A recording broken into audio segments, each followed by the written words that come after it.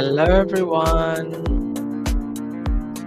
How is everyone this fine day? Thank you so much for being patient with me. I really wanted to do an earlier podcast here where I am, but I knew I would have to wake up early.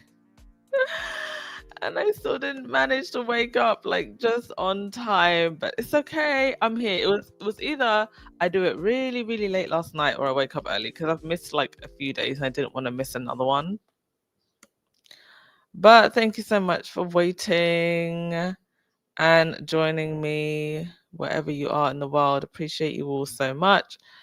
Oh, quite a few things to go through. A, because I missed, I think, 2 days. And B, because so much happened. Got a bit of a surprise justice. But please make sure to like that, hit the like button, subscribe if you haven't already. Thank you so much, everyone, for finally getting us to 40,000 subscribers. I think for 2026, well, it depends on what goes down in the royal circus, but I think we can aim for 60,000. Can we aim for 60,000 in 2026? I think we can. I'm gonna fight for that 100,000. We're gonna fight for it. I want that YouTube play button. Black Queen, are you okay? I can see someone offering you a prayer, but I think I may have missed your message. Elaine Parker also. I hope you're both okay. Sorry, it's not letting me scroll up far enough to see what it is that you posted, but I hope you're both okay. Oh, Elaine, you're having an upcoming surgery. Bless you, dear. All right. I think all the usuals and the mods are in the chat, so we can get started. Yes, Electra, GB News running absolutely scared. I mean, I've never seen Andrew Pierce look so darn humbled. They really continue to think that they can play. That Harry, Meghan, and their team aren't gonna hit back, and that the public are gonna take this nonsense anymore. I mean, it's just ridiculous saying that anyone has a criminal record, and we know that what Carol Malone said about Mama Doria came from a place of bigotry and arism. We know. But anyway, I wanted to just quickly touch on some other things before we really get into it today. If you have not already, please go and watch our special live guest podcast that we had. This was a podcast that I had with feminist writer Catherine Skinner. It was absolutely amazing. She offered so much insight, historical insight as well. So please go and give that a listen. There's someone else who I'm working on having onto the show, and thank you all for your incredible feedback. I'm so glad that you enjoyed this, and yeah, I'd like to do things like this, more often, where we switch it up, and kind of insert other very important conversations in and around our conversations about the royals, because it really does give us an amazing backdrop to talk about so many things, socially, politically, economically, not just the daily drama and the daily joys, of course, but everything that encompasses what it means to have a monarchy in 2025 going into 2026. And we also talked about monarchy, colonialism through the patriarchal lens and through the lens of feminist discourse. So make sure you go and listen to that. It was a great podcast. For those of you still asking, yes, I'm very much still on the other side of the planet, and I don't plan on I don't plan on going back to the UK anytime soon. I will, of course, but not anytime soon. Okay. That's that. Second thing. All right, let's get into it. Let's get into before we get into it, the second thing was I just didn't manage to get a screenshot, but as ever, so from now until December 21st, if you are an as ever shopper, from now until December 21st, while supplies last, if you order over $70 worth of stuff, you will get a complimentary jar of the orange marmalade. So if you still haven't put in your Christmas order, there's time now, and you will get a complimentary jar of the marmalade. The as ever feed is looking glorious, by the way. Like it's Christmassy and festive without being like typical in your face festive, like what a lot of the brands are doing. And it's if you actually look down the feed, like the way in which it's the feed has gone from spring, summer, fall, and now festive. Glorious. For those of you who got the chocolate, how does it taste? I really hope they bring back the chocolate, and I really want the white chocolate. So that's your as ever update. Let's get into the tomfoolery. Carol Malone. So about 2 weeks ago, Carol Malone, with all of her audacity, with her whole chest, she said it twice, double down, said that Mama Doria had been to jail. Completely false, of course. And I think we all wondered, because this was clear defamation. I think we all did wonder whether or not Meghan and her people would push back, whether they would sue, whether they would, release a statement, what they were going to do. I think we all wondered, like, what's the next steps here? Because this isn't something that I know that day in, day out, these people have a lot to say about Harry and Meghan. But with this one, it's like, now you're going after the mum, going after Meghan's mum, who isn't a public figure. And you're just saying something that's, first of all, based on a lie, a long-running lie that was debunked a long time ago. You're slandering her name. She, well, I don't really know what Mama Doria does with her free time nowadays, but we know that she was a social worker. She has a social worker license. It actually doesn't expire until February of next year, and she could renew it. And I'm presuming that she probably still does some community work in the community.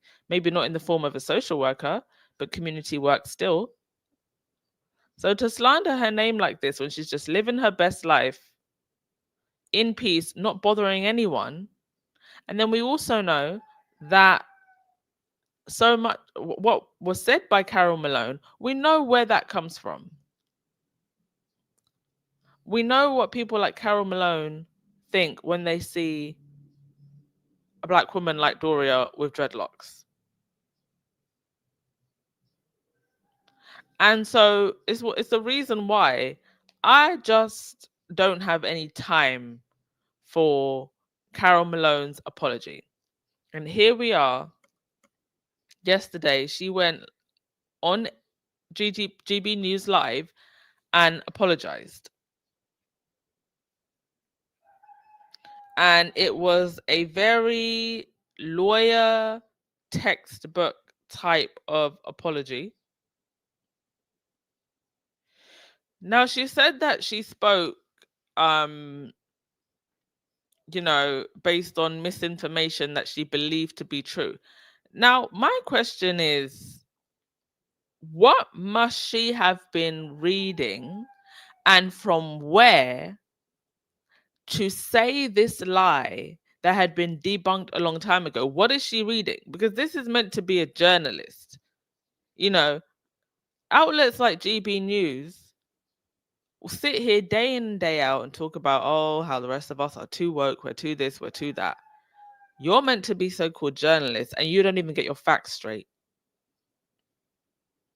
And what you say is just based on hearsay that you've clearly just read from trolls, because no other outlet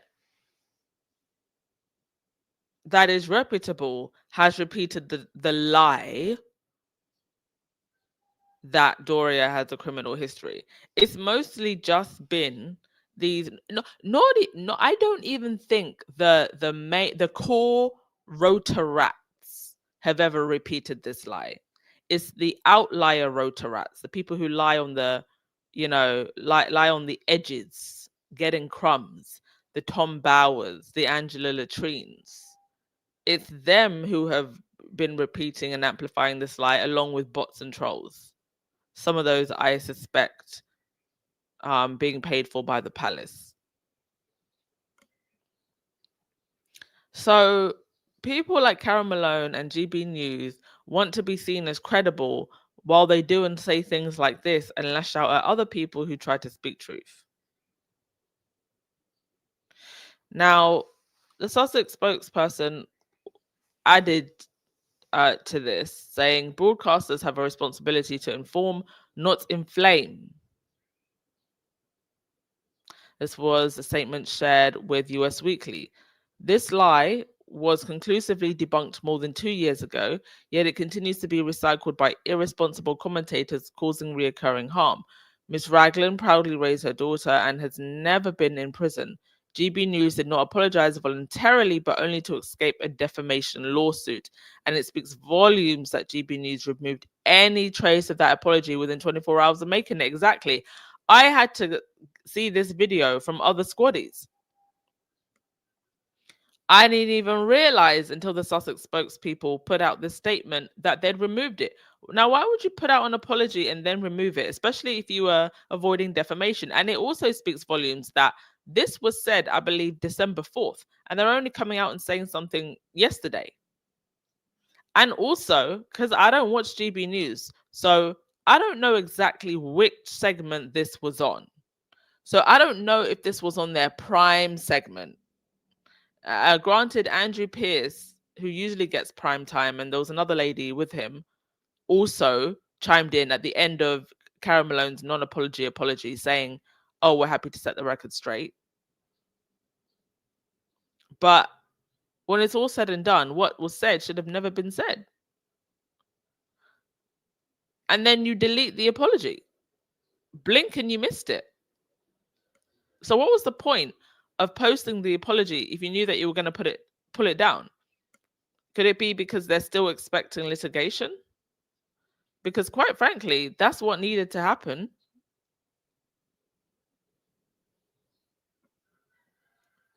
And so if they've pulled the apology down, my guess is that maybe the Sussex people are still going ahead with the lawsuit.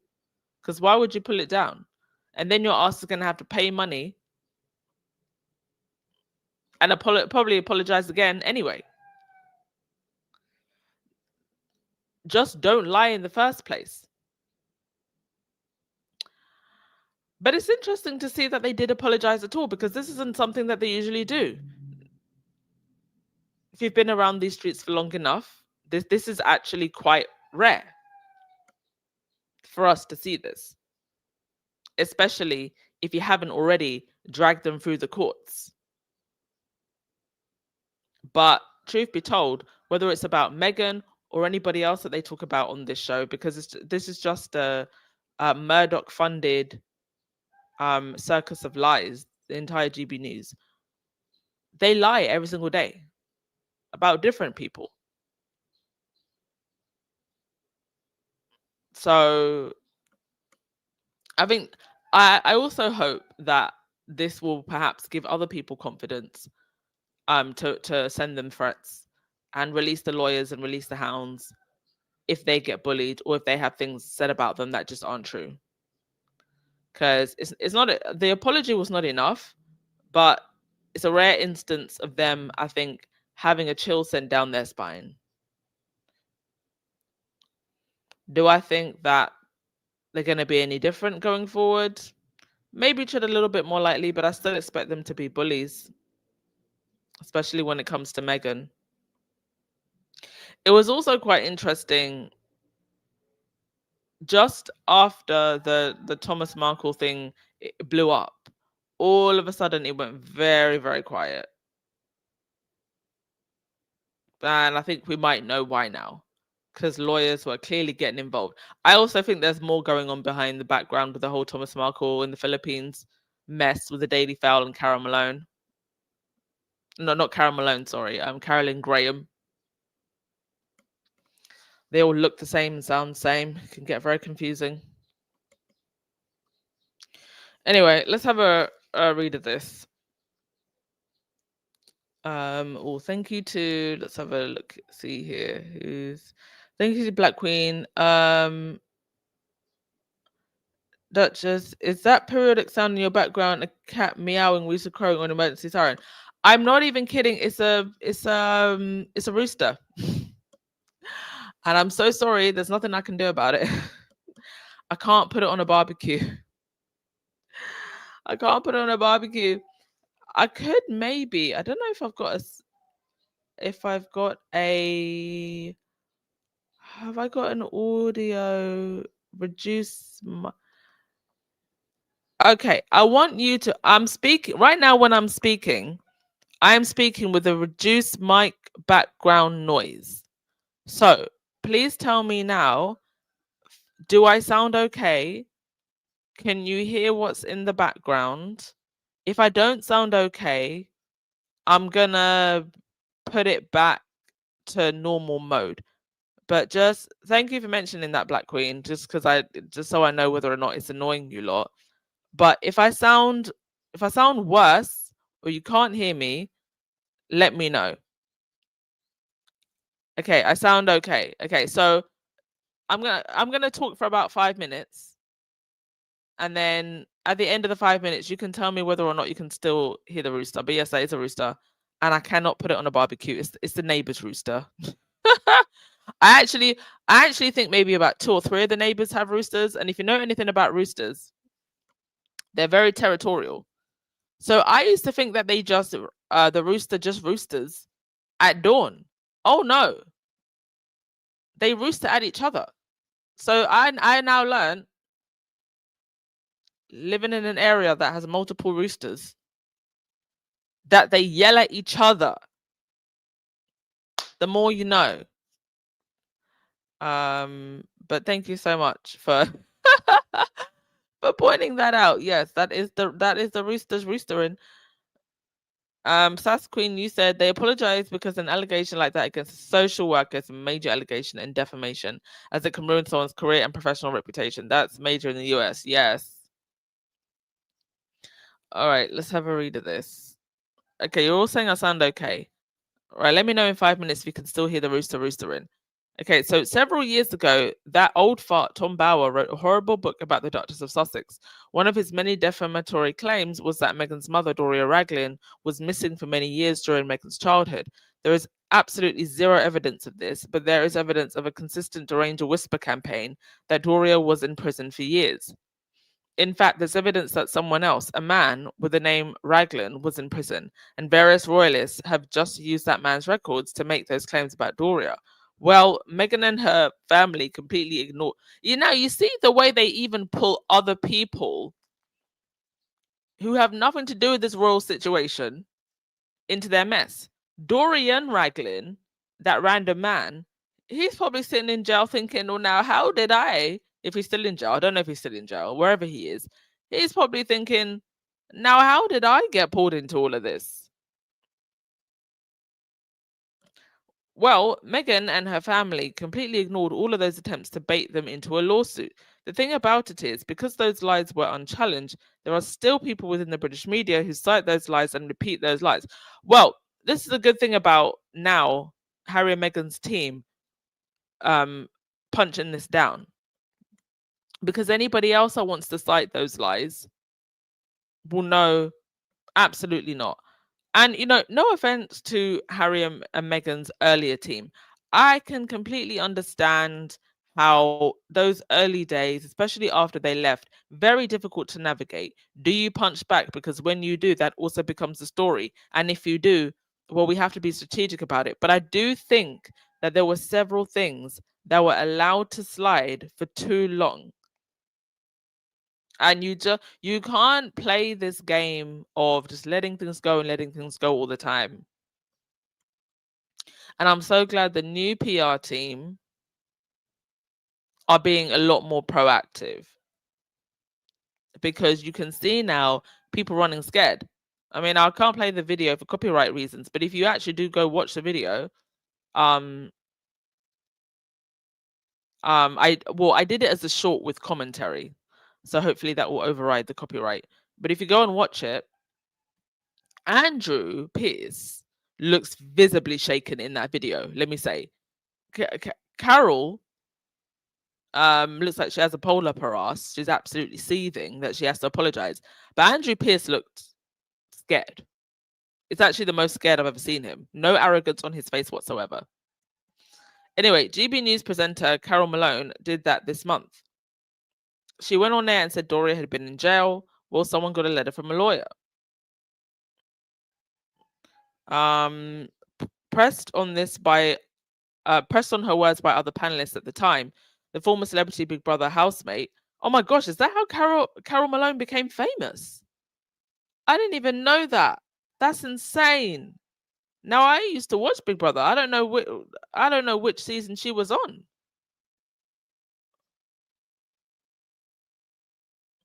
I actually thought, I don't know why, I actually thought that maybe she's married to a politician. I thought maybe she's a Sarah Vine. Insane. So that's her claim to fame as being a Big Brother housemate. And here she is with all the audacity. She wrongly insisted that Raglan was in prison years ago, despite this not being the case. Do you want me to give you a precise time and date, is what she said. After facing backlash for repeating lies about Meghan's family live on air, Carol read out an apology on Monday morning, and this is what it said. So I'm going to read out the apology. On Thursday, December the 4th, 2025, I stated that Thomas Markle, the Duchess of Sussex's father, brought Meghan up while her mother, Doria Raglan, was in prison. I believed this to be the case based on what I now understand to be misinformation I had seen online. So you're basically admitting that you, somebody who's meant to be a journalist, but I wouldn't say that about anyone who's on GB News, just saw something online and repeated it. And mind you, she doesn't say who the source was, because we know the source would be a bot or a troll or some other deranger or an outlying rotor rat. That would be the source. I was questioned about the validity of this claim during the broadcast, and I repeated this belief, which I now understand to be false. This was a genuine error. I accept what I have now been told on behalf of Miss Raglan, that she raised her daughter and that she has never been in prison or jail. I apologize sincerely to Miss Raglan and her family for any pain my comments may have caused, and I am happy to set the record straight. And then and then anchor Andrew Pierce added, can I just say on behalf of GB News that because I was on the program that day, we all wish to apologize to Miss Raglan for the error, and we are happy to correct the record. Yeah, very much reads like something a lawyer would tell you to say with, I don't really feel any sincerity. Saying things like, I believed this to be the case based on what I now understand to be misinformation. You believed it because of your own biases. You want to believe it. And mind you, Thomas Markle Jr., so the son, right? Meghan's half brother. He has actually been to jail. In fact, I think he was arrested like naked or something. Let me just bring that up. Give me one sec. Because they're out here trying to slander Doria's name and Meghan's side of the family, when actually the Markle side of the family, they've been in jail. So yeah, he was arrested in Oregon somewhere around January 2019 with a DUI charge.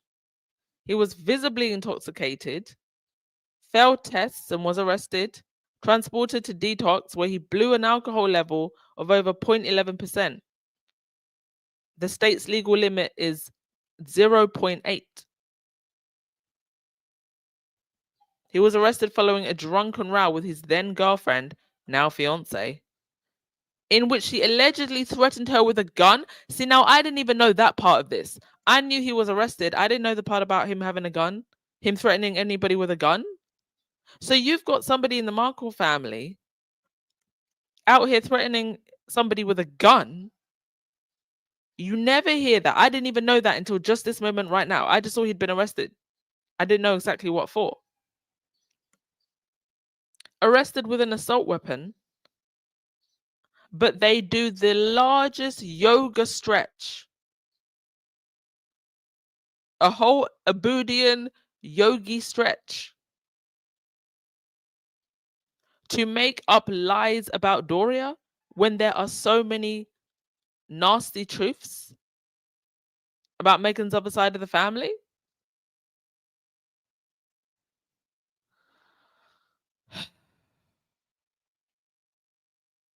You can't make it up.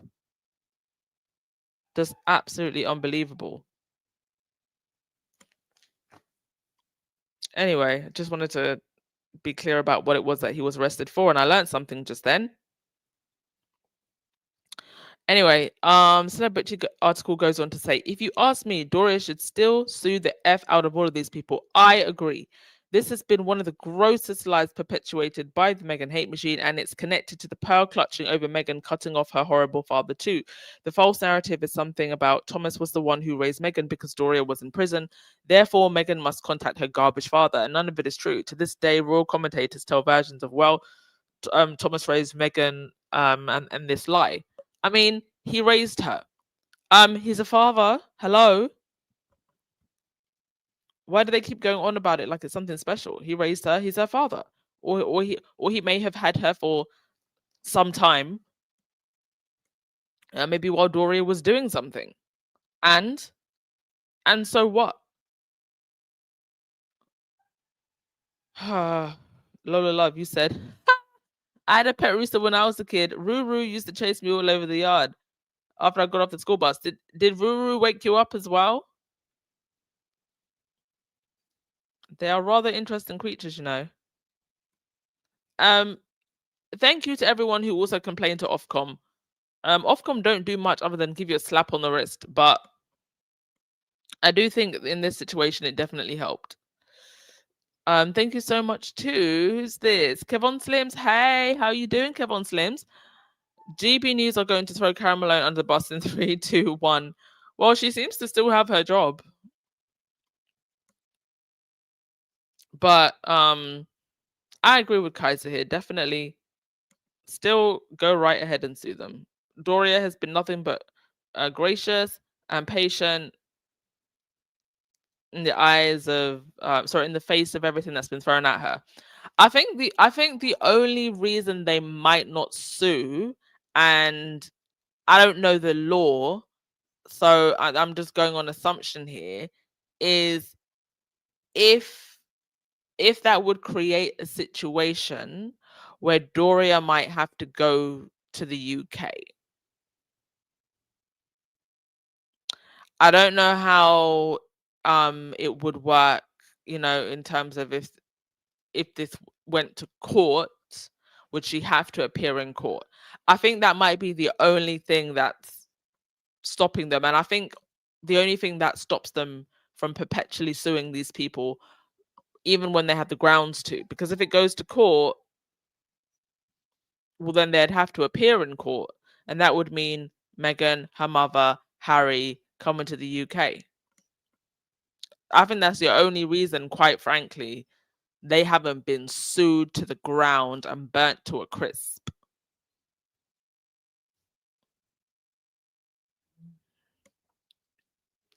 Okay. Benjamin, you said that apology is the first of many I hope to come now. Tom Bauer should be sued and the publishing company should be too. No more patience by Harry and Meghan's team. Indeed. I mean, at this point, just sue the hell out of all of them.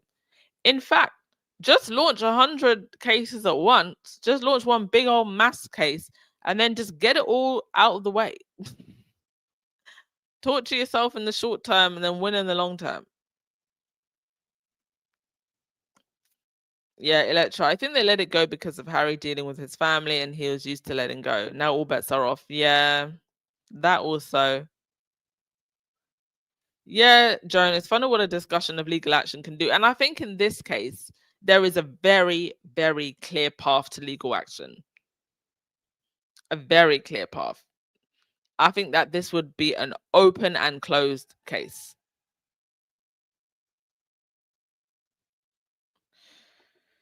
Catherine, I think Harry and Meghan are now financially able to fight these allegations. They needed time to get themselves together. That also, perhaps. Yeah, absolutely, Spidey. It was more of a legal script instead of a sincere apology. Wooten claimed that she was dragged in and forced to say it. I mean, I wouldn't be surprised. The way that she was seething when she had to say it, seething mad. This was some of it. I mean, I posted a TikTok video about it, and I think that video has got almost 40,000 views at this point or something. I don't know, but it's one of my most watched videos on TikTok this month because I think we're all just relieved that we actually got an apology and surprised. I wasn't expecting this, to be honest, because they had gone quiet and it'd been almost 2 weeks. I thought that they were just going to let it go again. Yeah, people were saying on TikTok, oh, she still has a job. Apparently so, for now at least. Saying it's funny, it's always something they saw online, but never any sources. But at the same time, they want their work to be respected. Exactly. Can you imagine who she follows online to be reading those lies? On Friday, before Princess Diana died, Carol wrote a horrible article full of lies about Diana. Carol Malone is a deceitful woman. Well, I've heard some of the other things that she said, and it just doesn't surprise me. This is who she is. Anyway, with all of that said, we'll see where this goes. And let's move on to the next thing. Let's actually move on to some happy news, some breaking news that I saw this morning as I was just getting up.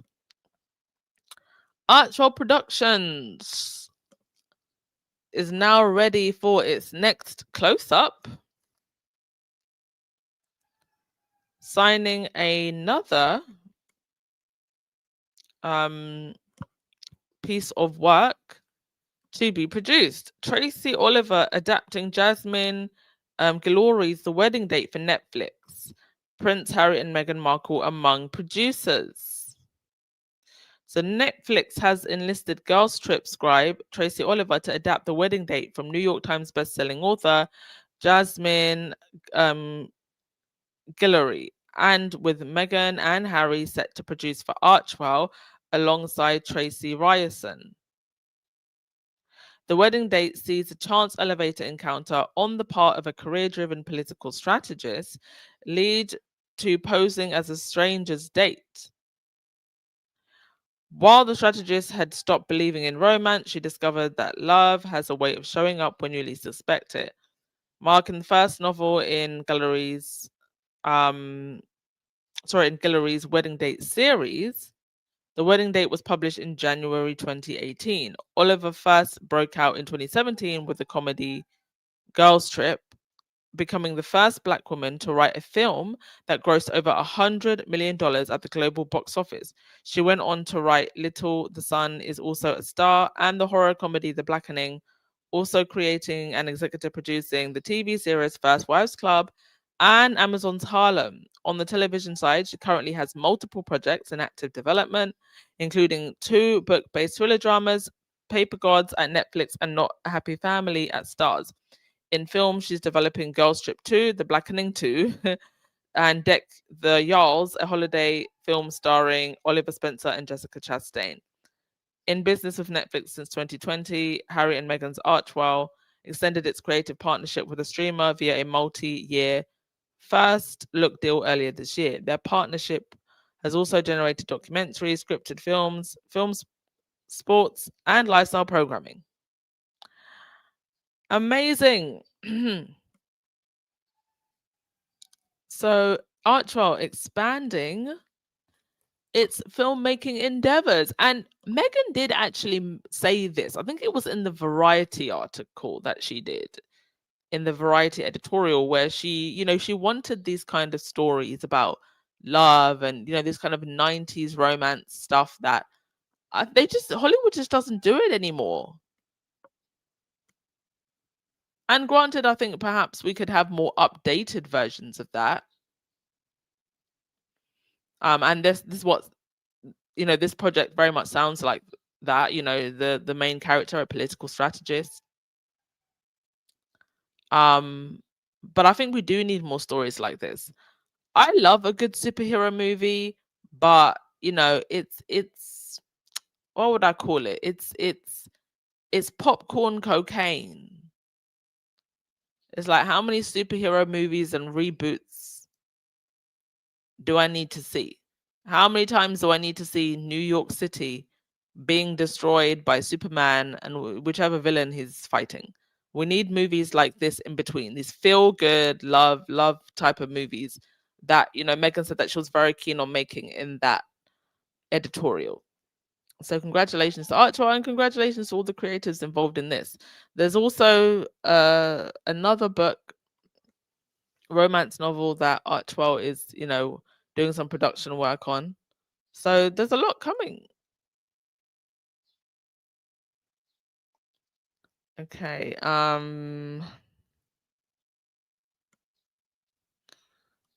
Benjamin, you said those mean folks don't understand what an accusation does like that to a black or any person of color.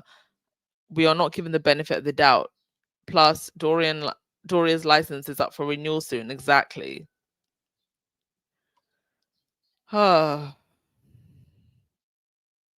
Honestly, I think they've been so used to saying anything and everything for so long. They're just, nobody's been holding them accountable. Okay, in the last 5 minutes, have you heard the rooster? Can you hear it? Because it's been going off. So just so I know, so next time I will keep it on that setting.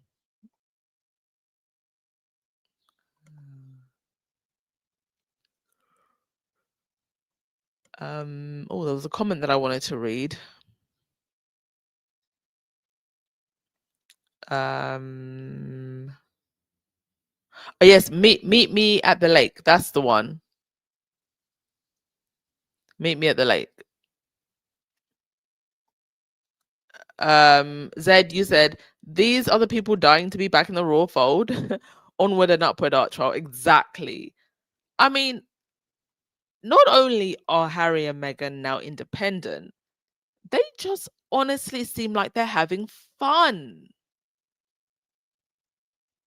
Meghan's brand, she's building a lifestyle brand. They're doing films. Harry's getting to stretch his muscles as a producer. Something that he, at least within the Hollywood context, very new to him. Prince Harry, the producer. Like, who would have thought? Who would have thought? They just seem like they're really having fun with fun people, creative people, self-made people.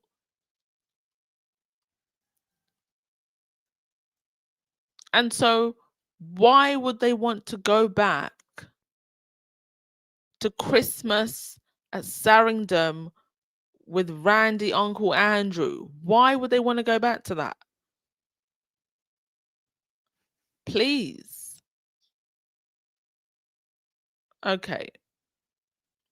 Oh, you can't hear the rooster. Okay, well it means that I've got like a special sound a sound setting on StreamYard. So that means that it's working because it's blocking out the background noise, because I'm telling you that rooster is still roostering. They're fighting with each other outside the club. Okay, next thing. Carolyn Graham and this foolery. Now, you would think that at this point, the Daily Fail and Carolyn Graham and Thomas Markle would be embarrassed. But oh no, they seem to be doubling down. Maybe they have a humiliation kink and love the embarrassment. So this was the cover of the Daily Fail over the weekend. My tears with Meghan's father, as I told him, choose her over our friendship. Let's just be clear, these two people don't have a friendship. These are two people interested in their own self-gain. Carolyn Graham wrote an editorial for the Mail in which she basically says the following, because I'm not going to read the whole thing. She proudly admits she sought Thomas out and that they've been close since 2018. And she's been there every day reporting his private interactions, photos, and health updates in real time. She admits that Thomas has been using her platform to get Meghan's attention. Now, it would appear that Meghan and Doria went no contact, but I do not believe that there would not have been some kind of respectable way for Thomas to get in touch or at least get messages to Meghan that don't include the Daily Fail. The very news outlet that published her private letter that she had to go to court with and won, and that had been basically bullying her from day one. And Thomas Markle has aligned himself with that. What Carolyn Graham also does not say in her swan song editorial is that it is her that Thomas handwritten letter over to for it to be published in the Daily Fail that resulted in the lawsuit. These people are really out here behaving as if Meghan has no reason to hate them when she has every reason to. And also, in regards to this more recent letter that Meghan had handed to Thomas, she also said, Tom asked me not to tell anyone he had received the letter. I swore secrecy and told no one. But when I got back to my hotel hours later and turned on my phone, it blew up with messages from friends and other journalists saying the Sussexes had released the fact that Meghan's letter was safely in his hands.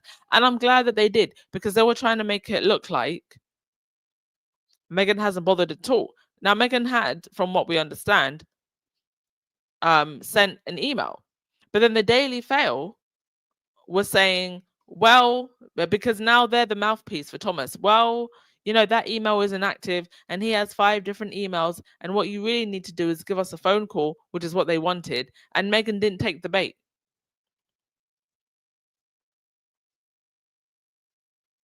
So they were hoping that nobody would find out that a letter got passed, because that basically blew up their plan. At that point, they know that they're not going to get a phone call. They know that Meghan isn't stepping foot in the Philippines. Chef's kiss sending somebody from the US consulate.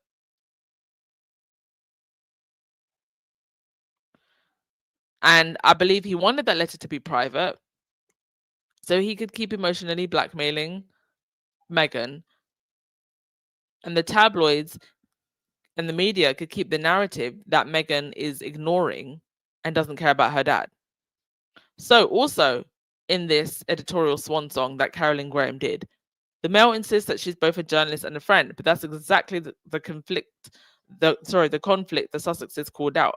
A reporter exploiting intimate access to an 81-year-old for scoops, turning family conflict into tabloid fodder. As a journalist, your subject cannot become a friend. And if they do become a friend, you have to drop them as your subject and let somebody else take the story. I believe that Carolyn Graham is actually going to write a book. And these people are ruthless. It wouldn't surprise me if she waited until Thomas Markle departs this earth to do so. I don't think she'll do it now unless they both write some kind of joint book together. That's another possibility, because you just know that they want to rinse this for all it's worth. But I don't put it past her to write a book and do it after he's departed this earth. I think this woman has no class, and she's using him to get a story. He's using her in the Daily Fail to get a story and get money. And I also think just bully Meghan, because it seems like she's got no contact, but is still close with the Raglan side of the family.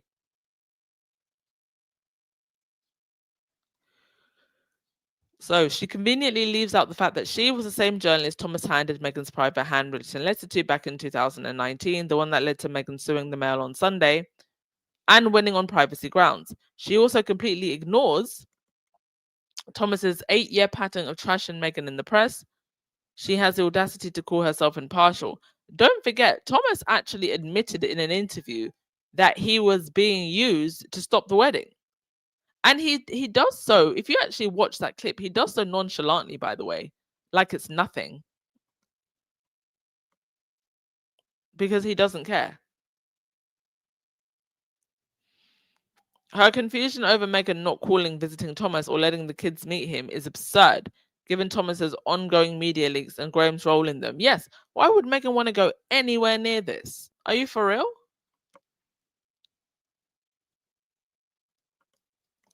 They are Delulu. Delulu is not always the Salulu, folks, and this is a clear example of why.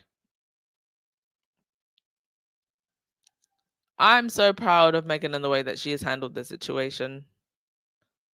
Good on her. Now, what's also crazy about this is the way in which not just Carolyn Graham, but tabloid journalists in the UK seem to want to insert themselves in the story and become the story. That also goes against journalistic ethics. I mean, look at her posing like she has a trophy. Given a whole model pose right there. That's a pageant queen pose. That's a whole pageant queen pose right there. By someone's hospital bed. Are you for real? Hand on hip, back leg, at an angle, front leg at an angle. That's what they teach you in pageant school. I've been. And Thomas, that's her crown. Thomas is her crown. That's her money-making crown. Camilla Tominey also does this weird thing of inserting yourself in the story. Who remembers this? Harry, Meghan, and me. Camilla Tominey tells her truth about life as a royal reporter. I mean, this one still gets me to this day, because this is one of the worst examples of someone having a one-sided battle in their head with someone who doesn't care about you I've ever seen. And look at the way they position the picture of Camilla looking at Meghan. Honey, Meghan don't think about you. She doesn't. Meghan may live rent-free in Camilla Tominey's head, but Meghan doesn't think about Camilla Tominey. And the Rota especially seem to love to do this. I've said this before, that the Rota act more like teenagers at college, gossiping teenagers at college, than they do journalists. I think it gives them a sense of superiority that they're so close to the royal family, and they have this deranged relationship with the royal family where the royals have to toe the line, but then when push comes to shove and the royals want to hide stuff, the tabloid, the Rotarats also have to toe the line. And there's this weird back and forth dance between the two of them where it's like, I know your secrets, you know mine. Oh, but I could spill your secrets. Oh, but I can get the lawyers and a super injunction. It's just weird. This is not how journalism and news reporting is meant to work, because the Rotarats are on one hand basically the propaganda arm for the individual members of the royal family, but they also have their own money to make, and they want their story. I think that, at this point, there's no need for you to be listening to anything any of the Rotarats say, anyone who's involved in the tabloids who write about the royal family, nobody should be listening to them at this point, because everything they say is filtered. Either filtered or said for their own gain, their own monetary gain, right? Anyway, it would appear that this saga, at least for now, with Thomas Markle, is done. I haven't heard anything else, and I hope I don't hear anything else. I do not think that they will publish that letter. They would risk a second litigation after Meghan very clearly won the first. Granted, the last lawsuit with the Daily Mail over Meghan's letter, that was actually an open and shut case, by the way. And I remember even at the time, Tina, who used to run Sussex Squad podcast, is a lawyer. And she also had another lawyer come onto the show. I remember it like it was yesterday. And she said, this is an open and shut case. But the Daily Mail dragged it out for as long as they could. So I don't think they'd want to do that again. Or at least they better not be stupid enough to do that again. All right, so let's have a read of your comments before we get into the next thing, because there's quite a few more things to get through. This might end up being a 2-hour podcast, folks. Sit tight. Now, as I'm reading your comments, let's just reminisce in this. Who remembers these two? I wonder what happened to these two. Where are they now? Granted, the one that's meant to be William actually looks like William. You could have easily thought that was William. The one that looked like Kate, absolutely not. I mean, the ears look a little bit elfy. The hair was a bit too thick. The face was too slim. Now, what they should have actually done was put fake Kate in a hat and not William. The fact that they did this so brazenly and we still don't have an explanation about it to this day tells you everything you need to know about these people. Everything you need to know. Thank you to Joan Garcia. Appreciate you. Another podcast said Doria told them to remove it. Ah, okay. Well, I cannot confirm that as fact. So I don't know about that. It could be my initial theory when I heard that they'd removed it is they removed it because they know that they're going to get sued anyway. But I don't know for a fact that it was Doria that told them to remove it. So, but thank you for the donation, Joan Garcia. Kevin Slim, she said, don't be surprised if they get married. Who? Carolyn Graham and Thomas Markle. I mean, listen, at this point, they want a story and they'll do anything for money. So honestly, would I be surprised? No. I wouldn't be surprised if they did get married. But this is definitely a relationship where two people are using each other. Okay.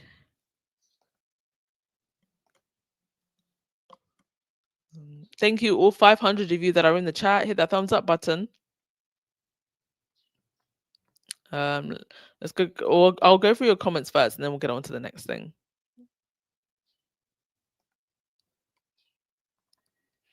See, the way this man is moving has me wondering how he really was a father to her. Because you just don't wake up one day and decide to betray your child. How? And to the Viperish press, indeed. I mean, there's got to be a reason why him and Doria separated, right? I think he'd been moving like this.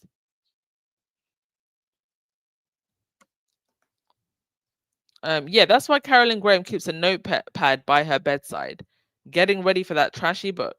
I believe that she will write one.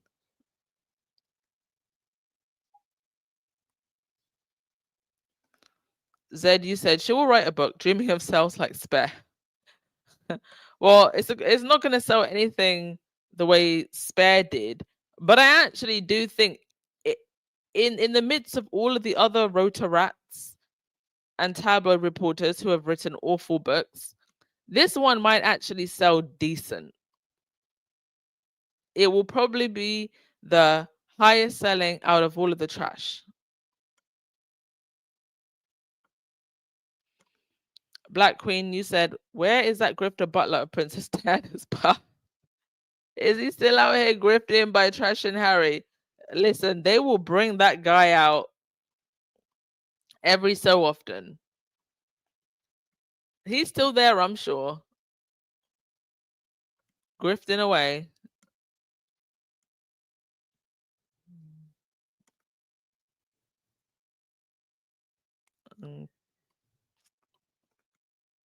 Black Queen, you said, is that true that Kitty got best dressed in British Vogue? Is this for the 1800s to 1960s era? I don't know if it's true. But if she did, I want to know what British Vogue are smoking these days. Didn't British Vogue just get a new editor? Or is it the same guy as last time? If that's true, I don't know what they're smoking these days. Definitely not what they were smoking in the 80s.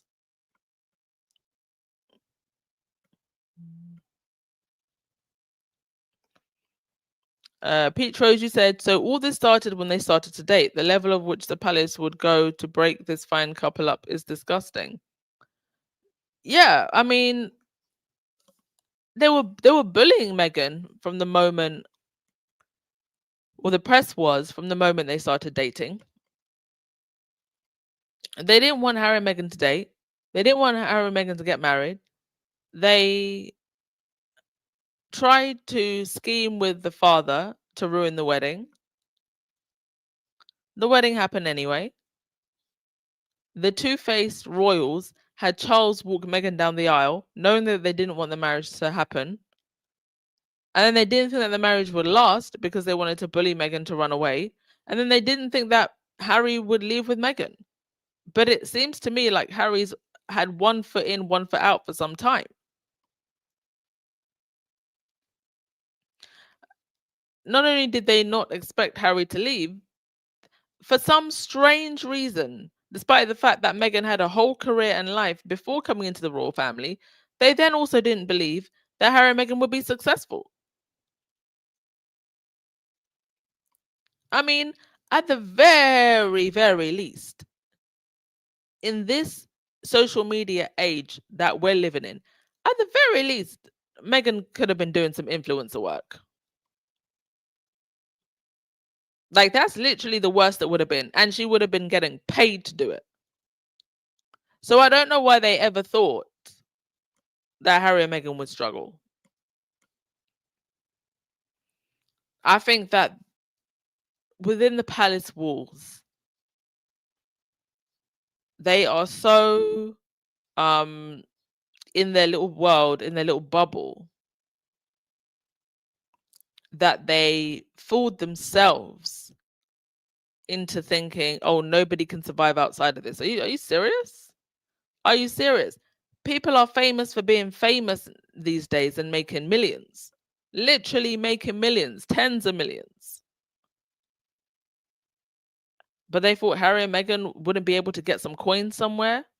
Delusional.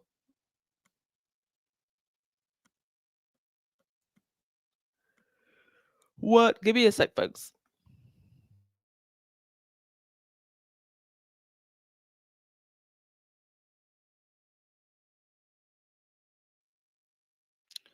All right. Oh, are Vogue talking about Kitty Spencer? Well, I hope they're talking about Kitty Spencer because she's definitely more stylish. Heck, the whole Spencer clan are just better looking. Great genes on that side of the family. All right. Yes, Gail Lewis, the royal family overestimated their importance and grossly underestimated Meghan's standing in the world and Harry's abilities, indeed.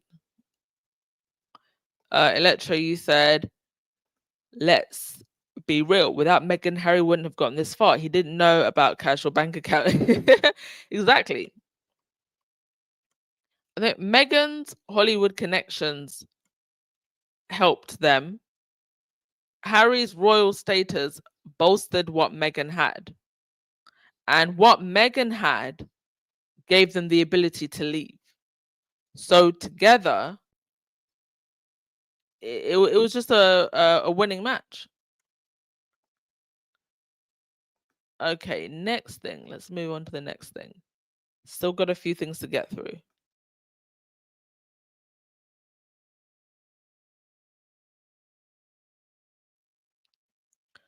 All right, let's move on to this. Now, obviously, I'm not in the UK and I can't be bothered to download a VPN just to watch whatever this is that Channel 4 News are putting out. But Channel 4's dispatches have this show about Harry and hacking. Now, I saw the trailer and I was like, what are they playing at now? This looks a bit, I don't know. I don't know if this is reliable. So thank you, Feminagra, for covering this in detail. And let's have a read of this. Because yes, Harry's case is coming. And I do believe that the Daily Fail want to get ahead of the story. They want to get ahead of the story, A, so they can rewrite the narrative, and B, cause distractions. That's also part of this whole thing with Thomas Markle, right? It's not just about those two losers, Carolyn Graham and Thomas Markle, but it's also about causing confusion and disruption before the court case comes. So, why critics say Channel 4's dispatches misrepresented Prince Harry's lawsuit. Prince Harry has spent more than 5 years pursuing legal action against Britain's most powerful newspaper groups. His case centers on a serious claim. He claims journalists and private investigators working for tabloid publishers gathered information about him through unlawful methods, including phone hacking and covert surveillance. This month, as that case moves closer to trial, Channel 4 aired a Dispatches documentary that promised to reveal more to the story behind those allegations. The timing and framing of that broadcast have triggered a fierce backlash. Critics argue it did not clarify the case. They say it risked distorting it. The legal dispute at the center of the dispute. Prince Harry is one of several claimants suing associated newspapers, the publisher of the Daily Mail and Mail on Sunday. Others include Elton John, Elizabeth Hurley, Sadie Frost, and Doreen Lawrence. All allege unlawful information gathering over the years. The High Court has already ruled that parts of these cases can proceed to trial. Judges accepted that there is sufficient evidence to test claims involving phone hacking, blagging, and the use of private investigators. The trial is scheduled for early 2026. This matters because the legal threshold is high. These claims require proof of systematic misconduct, not isolated mistakes. Court do not allow such cases to advance lightly. That context formed the backdrop when Dispatches aired this program. The documentary focused heavily on Prince Harry, despite his being one of several claimants. It framed the case as a personal crusade rather than a collective legal challenge. That choice shaped how viewers understood the dispute from the outset. Why the focus on Harry distorts the story. By centering Prince Harry, the program narrowed a broad legal case into a familiar narrative. His public profile makes him an easy focal point. It also makes him a convenient target. The case did not begin with Harry, nor does it rest on his testimony alone. Evidence includes records, witness statements, and prior findings from phone hacking inquiries. Those elements apply across multiple claimants. Yet Dispatches paid limited attention to the others. Elton John's role barely featured. Elizabeth Hurley's experience went unexplored. The program instead returned to Harry's motives, reputation, and standing in Britain, all of which the same media has played a central role in shaping negatively. And now they're trying to reshape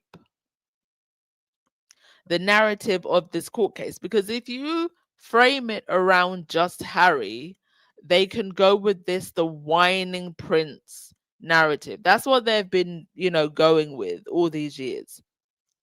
But if you then actually have to explore other people that are part of this case, some of them not even celebrities like Doreen Lawrence, then it becomes obvious that the press have been the problem, are the problem, will always be the problem, ain't never gonna not be the problem. The press is the problem. That emphasis matters when coverage personalizes a legal dispute. It invites viewers to judge the claimant rather than the evidence. Exactly. Harry's not on trial here. The media is. It also allows publishers to frame the case as grievance driven, not fact driven. Well, it can be both, and both are justified, but they're going with the grievance driven narrative and not the facts that are part of the case. Timing and the problem of pre-trial doubt. The documentary aired weeks before a key hearing, months before the trial. That timing has unsettled legal observers and viewers alike. Broadcasting doubt about evidence before a court has tested it is unusual. Doing so in a case involving alleged illegal information gathering practices by major media organizations is rarer still. Courts exist to weigh evidence under oath, not through edited television packages. Dispatches questioned the credibility of certain witnesses and investigators linked to the claimants. It gave airtime to retractions and disputes that will be examined at trial. It did so without offering new documentary proof that the underlying allegations are false. Viewers questioned why a broadcaster would intervene at this stage. The program did not explain why it could not wait until after judicial findings. That omission has fueled claims of editorial misjudgment. The backlash has also drawn attention to tensions between British journalism. Independent outlets such as Byline Times have supported media reform and exposed past wrongdoing. In recent months, they have faced scrutiny over funding and ownership. At the same time, large publishers accused of unlawful practices continue to deny systematic wrongdoing. They retain vast resources, legal teams, and influence across the industry. Dispatch has positioned itself as a neutral examiner of both sides. Critics argue the balance did not hold. They say the program treated tabloid power structures with caution while interrogating those challenging them. Dispatches is a very weird one, to be honest, because sometimes they will do very good and thorough journalism, right? It's the same dispatches that did the documentaries on, the Duchy, William, Charles, all of that stuff. But then other times they can just be so trash. I remember this is the same dispatches years ago. There was drama because the dispatches documentary was going to include never before seen photos of Meghan of Diana in the last moments of her life in the car crash. And then the photos in question, they caused all this hoopla and distress for Harry, but the photos in question were black and white and didn't really show anything. Mind you, no sane, decent people wanted to even see that. But they basically baited everyone into watching this documentary, caused distress to Harry and his family and the Spencer family, only to then air the documentary and the pictures were black and white and you literally couldn't see anything. That's Channel 4's dispatches for you when they're at their worst.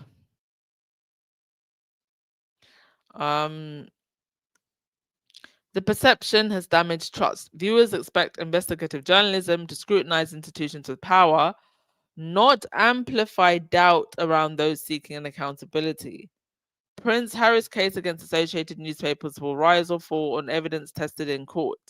That process has already begun. Judges have allowed the claims to proceed because they meet the legal standard required. The Dispatches documentary arrived at a sensitive moment. Instead of clarifying the case, it actually risks clouding it. by narrowing focus to Harry questioning evidence pre-trial and softening scrutiny of powerful defendants. It created confusion rather than insight. Journalism plays a vital role in explaining complex legal disputes. It also carries responsibility, indeed. When media organizations face allegations of serious misconduct, coverage must avoid shaping outcomes before courts have spoken. On this occasion, many viewers believe that that line was crossed. Indeed, it was. And I'm glad people have come out to say it. I was actually going to ignore this documentary completely, but I'm so glad that Feminagra has covered this. And that it appears that, the public have also had something to say. As Nico Mack said, Squaddy Nico Mack, when Harry says public interest versus what interests the public, this is exactly it. Why is Channel 4 Dispatches airing this now instead of waiting for the trial, which is in about a month? Listen, that trial is going to happen. And more of the truth will come out, as it always does, eventually.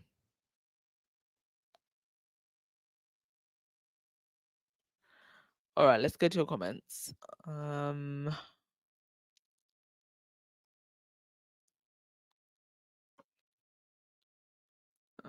Let's scroll up. Thank you, everyone, for your comments, your interactions. It's what makes the community fun. Oh, hi, Joseph. How you doing? In Harry and Meghan, they've unleashed a whirlwind that will overshadow them more than they ever would if they had stayed in the gilded cage. Payback is a mother.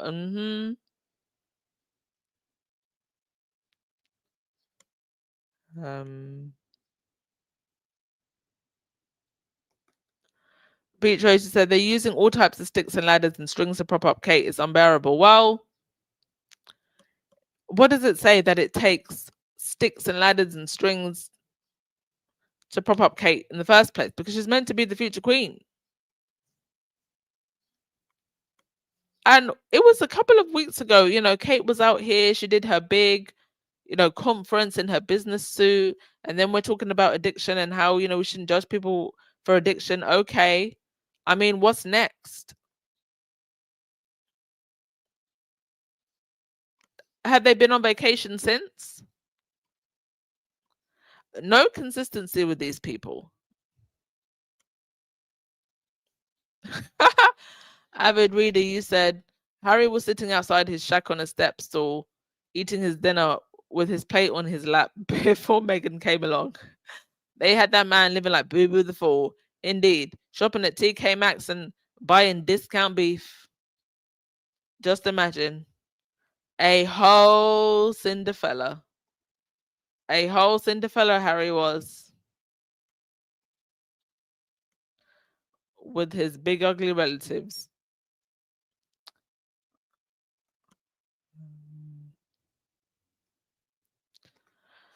Gwendolyn, you said the Unroyal Vipers family is nothing but a mafia. Indeed. I feel like I haven't called them the Unroyal Mafia for a while.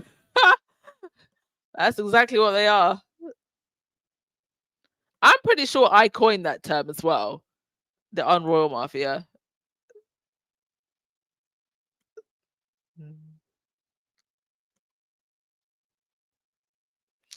Okay.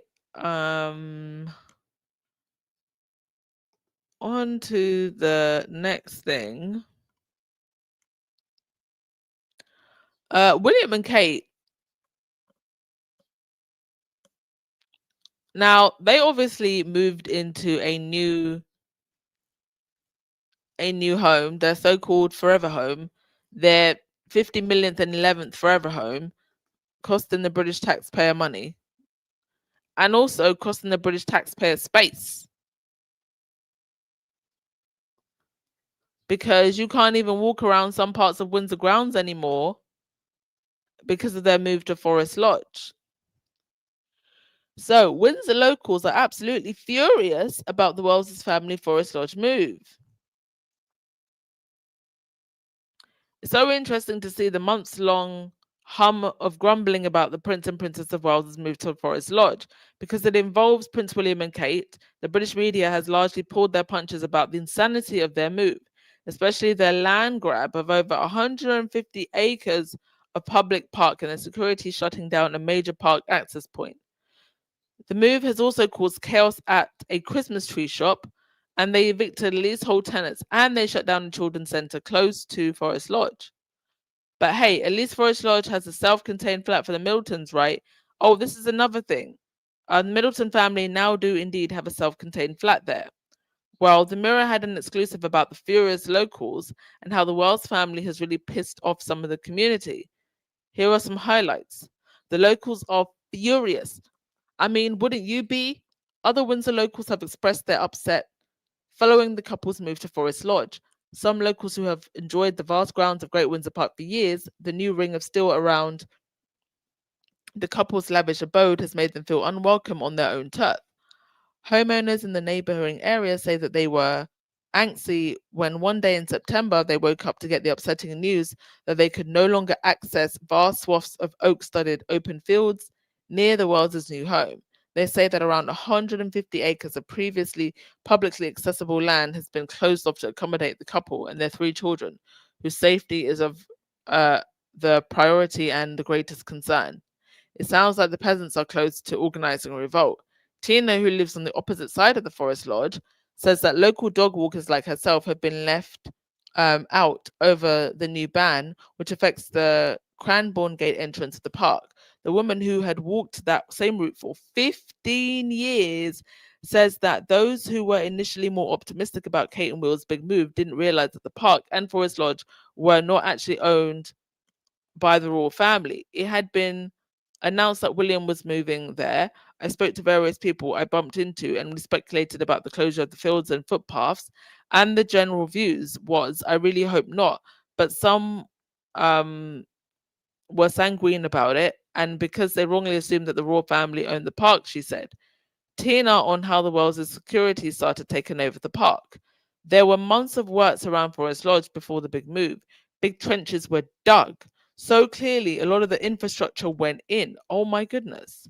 They planted a new hedge and installed a new fence behind the back garden of the house. And then the new stock fence went up around the fields between Cranbourne and Rangers Gate.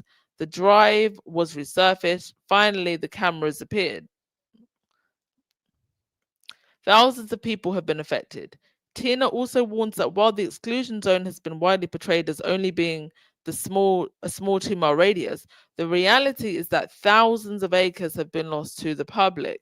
Anyone can buy a pass to Windsor Great Park, car parks, and walk the public areas. So, by closing Cranbourne Gate, car park, an area of land behind the Great Forest Lodge about 3 times the size of St. James Park, thousands of people from miles around have been affected, she said. And if you actually read the tabloid stories, you would think that it's just a small area around the immediate area of Forest Lodge, the house, or the estate rather, that has been maybe cordoned off for security reasons. It's so much more than that.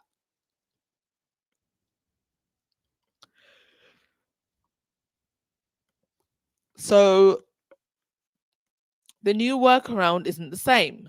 Windsor Great Park notes that parking will still be available at Rangers Gate car park, which is just down the road. But for dog walkers like Tina, it's not the same, as that area is designed for horse crossings and you have to walk for miles to access an area that dogs can go off lead. Exactly, because you can't have the dogs, imagine if your dog gets the zoomies around the horses. Then you'll cause an incident. When I realized we only had a couple of days left of access, I did go over there and everyone I met was upset, she claims. I ran into a woman there that I recognized, and she said to me that when she got the email, she cried. For people who have walked there for years, it's so sad. I mean, it's so sad and inconvenient. And Kate and William don't even care about being an inconvenience. Tina is making lots of noise. I also met a couple of people who had keys to the forest, which is the other side of Forest Lodge, Tina added, and they were desperately upset. It's like their back garden. You've got a key to the forest you lived within walking distance, um, around half a mile. So it's not as many people who have been affected there, but the effect on them, of course, is absolutely massive. You've got a dog and you've got hundreds of acres of woods that you've been allowed to use for years, and now you can't. Article ends by saying, I wonder if the solution to this issue might be the obvious one. William and Kate will have some kind of come to Jesus moment, suddenly realizing that their Forest Lodge move has upset locals, and announced that for the good of the community, they'd be willing to move to a different Windsor property, one that wouldn't need 150 acres of public parkland. Exactly.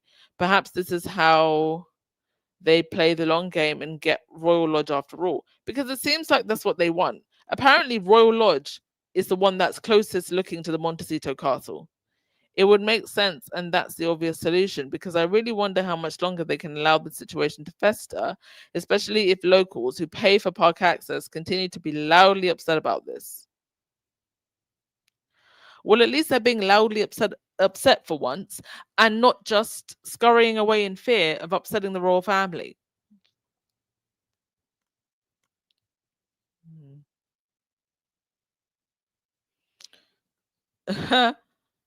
Benjamin, you said that suitcase looks so cosplay. I was cracking up indeed.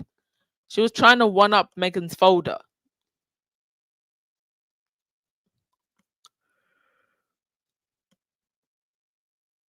Okay. Joan Garcia, I keep wondering what purpose does the British monarchy serve in 2025, going into 2026? Good question.